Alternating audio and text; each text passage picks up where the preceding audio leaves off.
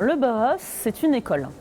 Bauhaus is a school. It's a truly precise period, geographically, chronologically. It's a school which opened in 1919 in Weimar, which moved in 1925 to Dessau, then to Berlin, and which is shut in 1933 in Berlin. What's very interesting about Bauhaus is that it's a physical place where people live and work together. The experimentation, the creativity, which is Bauhaus, is very strong. So even though the school closed in 1933, everyone who participated would still have this emulation in them, this drive to create. It's that which allows the spirit of Bauhaus to spread.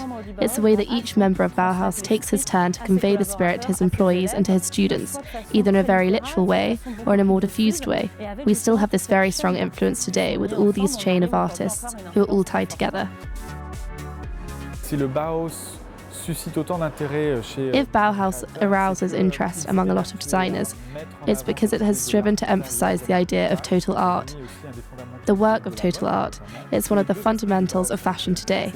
Both aspects of Bauhaus are presented. The most well-known aspect, or the one we admit more often, the hygienist side, clean, white, big, impeccable spaces, which we find in certain fashion schools, and the more Baroque side. We see it in this exposition.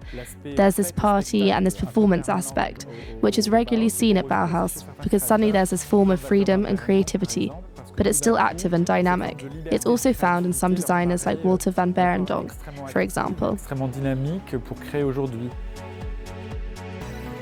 I love to think that, all the Bauhaus women, they had a punk spirit, you know what I mean? They had the revolutionary spirit. They were very powerful. The idea of Bauhaus, form and function, color, shapes, and those are all very, very important elements in constructing a collection. The influence from Joseph Albers and his wife Annie Albers, they were from the Bauhaus. You'll see that in the knitwear and in the textiles. It's very much like an homage to Oskar Schlemmer, a 1920s Bauhaus artist, and loose interpretation of some concepts that he had in his ballets, and mixing my American preppy sportswear along the way.